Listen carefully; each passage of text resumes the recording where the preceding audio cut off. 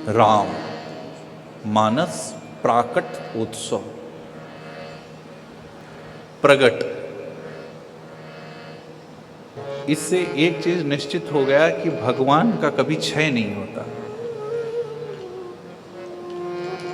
जो प्रगट होता है उसका क्षय नहीं होता। क्षय उसी का होता है जिसका जन्म होता है। प्रगट, प्रकाश।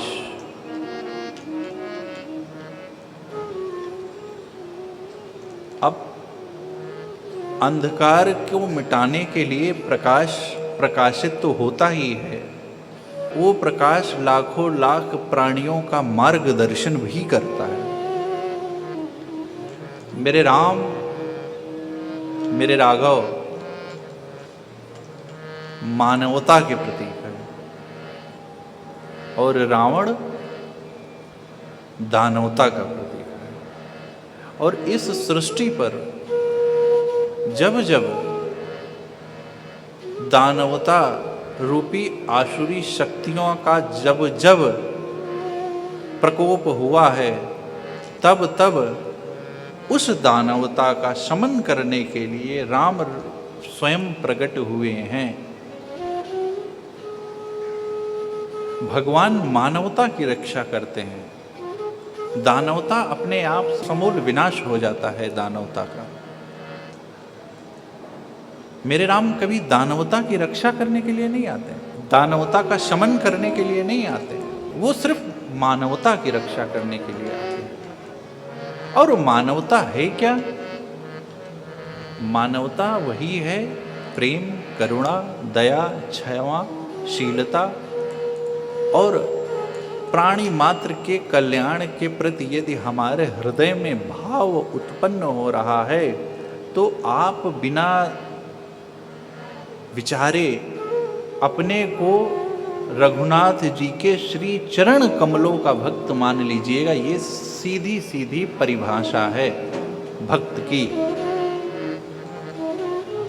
सहस्त्रों सहस्त्र पोथियां पढ़िए, खूब करिए, परंतु यदि आपके हृदय में करुणा नहीं है, आपके हृदय में दया नहीं है, आपके हृदय में शीलता नहीं है, आपके हृदय में क्षमा नहीं है, तो आप कितनी भी पोथी पढ़ लीजिए, मेरे रघुनाथ जी तो आपको नहीं रीझने वाले। और ये मानवता, ये शीलता, ये भक्ति, ये करुणा, ये कहाँ से जागृत होगी? तो वो कहीं और से नहीं, यहीं अध्यात्म से, सत्संग से, भजन से ही वो करुणा जो आपके अंतस चेतना में पहले से प्रकट है, पहले से उपस्थित है, परंतु जगत के झंझावटों के कारण वो सो चुकी है। उस लैंप को, उस प्रकाश, उस दिए को प्रकाशित करने के लिए वो जो आपके अंदर दया, करुणा चिर निद्रा में सो रही है, उस निद्रा को जगाने के लिए सिर्फ एक स्थान है। वो क्या है? तो वो सिर्फ और सिर्फ रघुनाथ जी की कथा से ही वो जगेगा। क्यों? क्योंकि वो स्वभाव कहाँ है, उसकी पहचान कौन कर पाएगा? तो उसकी पहचान हमारी आत्मा कर पाएगी। और आत्मा को ज्योति कहाँ मिलेगी? आत्मा को ज्योति जब तक परमात्मा का यश नहीं गान होगा तब तक आत्मा को ज्योति नहीं प्राप्त होती है। Like this is lamp, if you light, आप इसको लाइट ऑन करना चाहते हैं तो then you have to plug on and you have to connect this into the power. आप इसको कहाँ जोड़ना पड़ेगा? इस लैंप को, जब ये लैंप बुझ जाएगा तो इस लैंप को कहाँ जोड़ना पड़ेगा? पावर हाउस में जोड़ना पड़ेगा, प्लग में जोड़ना पड़ेगा। फिर वहाँ से पावर आएगी और ये लैंप जल जाएगा। और जब ये लैंप जलेगा तब जाकर यहाँ पर मौजूद अंधकार का शमन हो जाएगा। यहाँ पर जितने भी प्रकार के अंधकार हैं सब मिट जाएंगे। उसी प्रकार हमारी ये जो सोई हुई चेतना है, वो चेतना कहाँ जगेगी? तो ये सोई हुई चेतना कहीं और नहीं जगेगी। ये सोई हुई चेतना जब हम रघुनाथ जी का यश करेंगे, रघुनाथ जी का ज्ञान करेंगे, और यश सुनना कहना ही नहीं, परंतु जब हम रघुनाथ जी का यश अपने कानों में श्रवण करने के साथ साथ अपने हृदय में और अपने व्यवहार में उतारेंगे, तब जाकर के हमारे जीवन में परिवर्तन आएगा। हमारे जीवन में परिवर्तन आता क्यों नहीं है? इसका सबसे बड़ा एक कारण है कि हम ये कथा, ये भागवत, ये सत्संग, ये मानस, ये गीता, ये रामायण, ये श्रीमद् भागवत, ये सब क्या है? हम सिर्फ इन सब को थोड़ी देर सुनने का एक माध्यम बना लिए हैं। सुनने मात्र से आपके जीवन में परिवर्तन नहीं आने वाला है। जब तक गुनेंगे नहीं, जब तक इसको श्रवण करके आप अपने व्यवहार में नहीं उतारेंगे, तब तक पोथी पढ़ पढ़ जग मुआ, पंडित भवा न को, और ढाई आखर प्रेम का, पढ़े सो पंडित हो। अरे ढाई आखर प्रेम का, पढ़े सो पंडित हो। और जब वही प्रेम क्या करता है? वही प्रेम आपको मानवता की शिक्षा देता है। क्यों? क्योंकि प्रेमी हृदय कभी भी दान अधर्मी हो ही नहीं सकता। जिसको जगत का मोह घेरा है, वो धर्म के रास्ते पर जा ही नहीं सकता। और उस मानवता की रक्षा के लिए भगवान जन्म लेते हैं और मानस में कहते हैं क्या? जब जब हो धर्म का हानि, जब जब हो धर्म का हानि, बढ़हि असुर अधम अभिमानी, बढ़हि असुर अधम अभिमानी। तब तब प्रभु धरि शरीरा, तब तब प्रभु धरि शरीरा, हरि कृपा निधि सजन मीरा,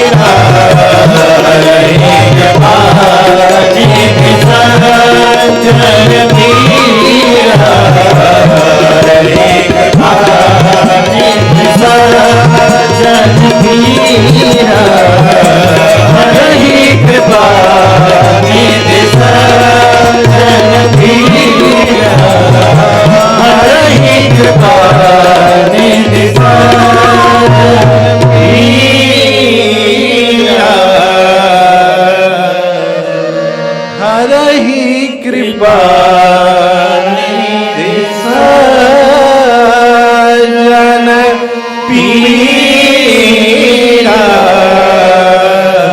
हरि कृपा निधि सजन पीरा। जब जब होए धर्म के हानि, और कौन बाढ़े बाढ़ दानव, कौन बाढ़े दानव, कौन दानव? आपका स्वभाव यदि आपके अंदर करुणा दया नहीं है तो आपको किसी सतयुग और द्वापर और त्रेता का इंतजार करने की जरूरत नहीं है। आप जीत चलते चलाते रावण हैं। आपको 10 मुख होने की आवश्यकता नहीं है। बस, और जिस भक्त के अंदर, जिस पुरुष के अंदर समाज के उत्थान के लिए, लोगों के सर्वजन हिताय सर्वजन सुखाय की भावना जिसके अंदर है, वो चलता चलाता रघुनाथ जी का भक्त है। रघुनाथ जी के भक्त की बड़ी कोई लंबी चौड़ी भक्ति और भक्त की बड़ी कोई लंबी चौड़ी व्याख्या नहीं है। अब ग्रंथ है, ग्रंथ की अपनी आचार्य संहिता है, परंतु ये जीवन है।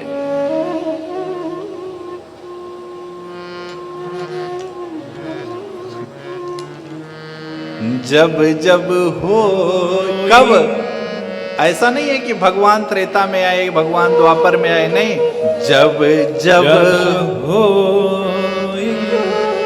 हमारे आपके दैनिक जीवन में भी यदि कोई सहायक बने, आपके जीवन में ऐसा कोई समय हो, उस समय उस क्षण आपके जीवन में जो भी आपकी आवश्यकता के लिए आता है, आप समझिए भगवान की ही प्रेरणा से वो व्यक्ति आपके कल्याणार्थ भेजा गया है।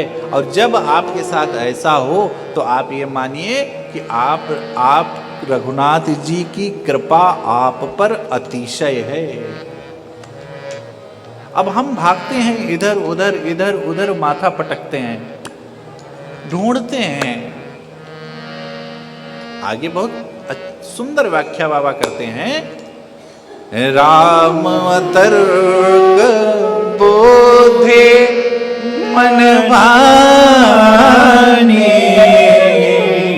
मत हमार अस सुनहु भवानी, मत हमार अस सुनहु भवानी, रामय तर्क बोधे मन भानी, रामय तर्क बोधे मन भानी।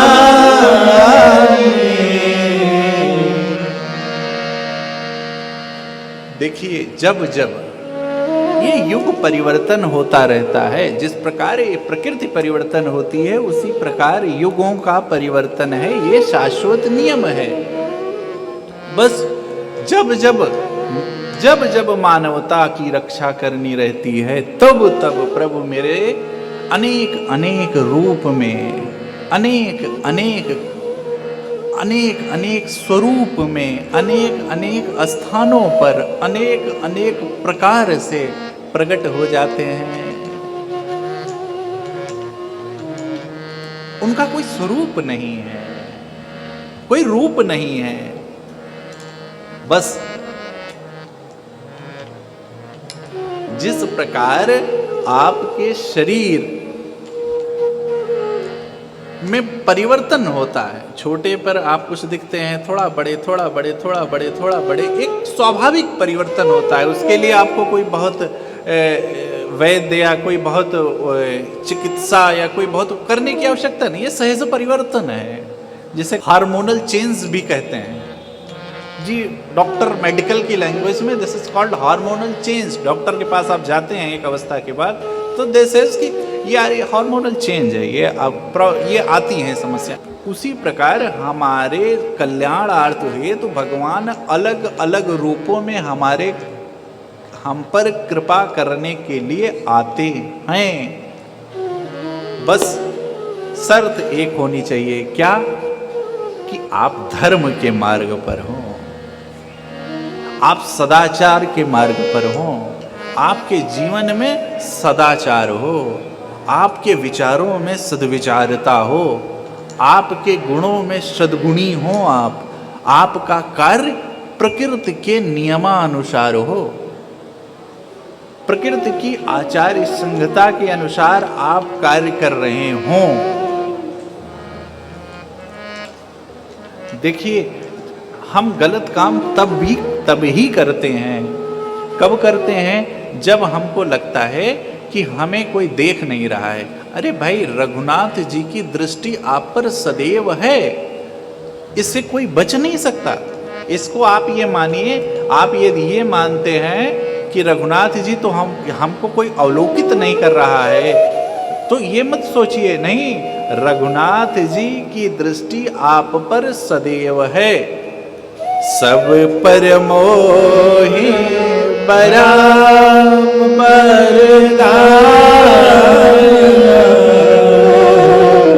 सब पर मोहि बराबर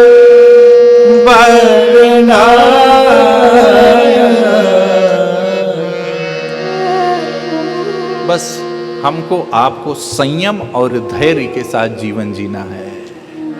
और जब हम संयम और धैर्य की आदत डाल लेंगे तो भैया हमारी सारी परेशानियां दूर हो जाएंगी। क्यों? क्योंकि परेशानी अस्थायी है,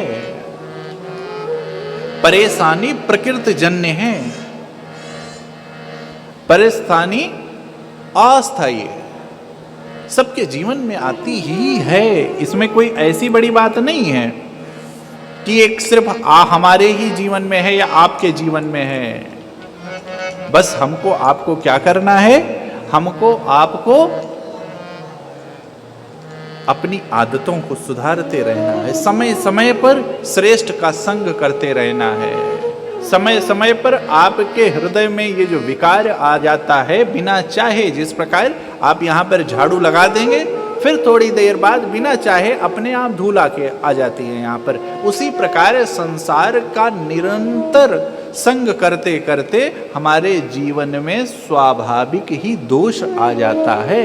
हम इसके लिए कोई कोचिंग नहीं करते हैं और कोई ऐसा नहीं है कि एक बार आए and you clean your life, your clean your heart, your clean your soul, whatever you say, जो भी आप कहते हैं, आप एक बार में कुछ नहीं साफ कर सकते। ये एक सतत प्रक्रिया है, डेली आपको स्वच्छ करना है, ये एक सतत प्रक्रिया है।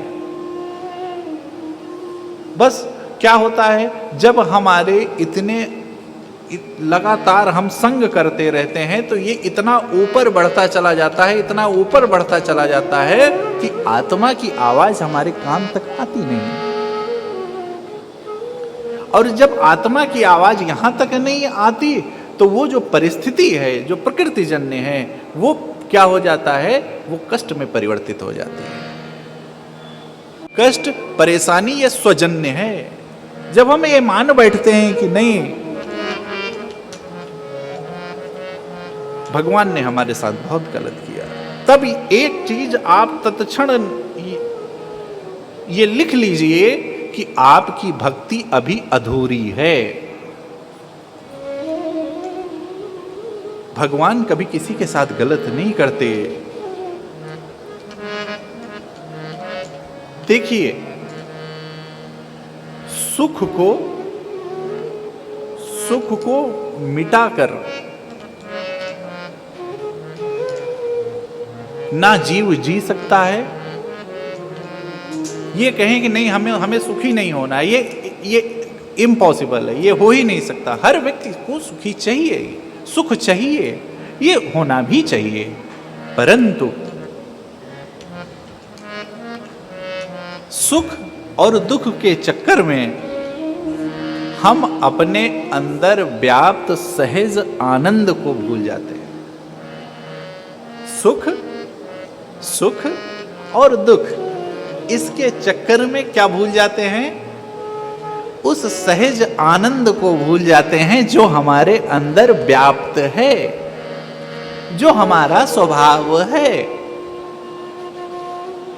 उसको कहीं ढूंढने की आवश्यकता नहीं। आनंद कभी भी ढूंढने से नहीं प्राप्त हो सकता। आप धाम में आए हैं, आप सोचें कि हमको धाम में आनंद ढूंढ के लिए आए हैं, असंभव। आप चिंतन कर लीजिएगा, रात में जाइएगा, बिस्तर पर सोइएगा तो आप ये चिंतन कीजिएगा कि क्या हम यहाँ पर आनंद की अनुभूति कर पा रहे हैं जो हम अपने घर में नहीं कर पा रहे थे? नहीं, आनंद आपके अंदर व्याप्त है, बस आपको इसको अनुभूति करने की आवश्यकता है।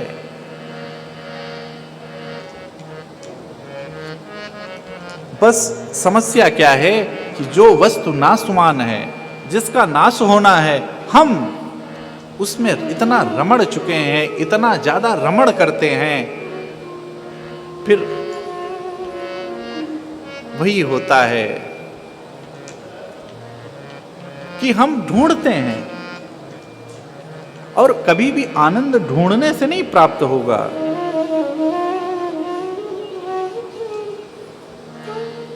क्योंकि भैया आदत, बुरी आदतें हमको अपने लक्ष्य से च्युत कर देती है। और ये सब कोई ऐसा नहीं है कि चौथेपन का काम है, ये युवान भाई बहन आपको तो अति आवश्यकता है इसकी। क्योंकि भैया बुरी आदतें आपको अपने लक्ष्य पर निशाना नहीं साधने देती हैं।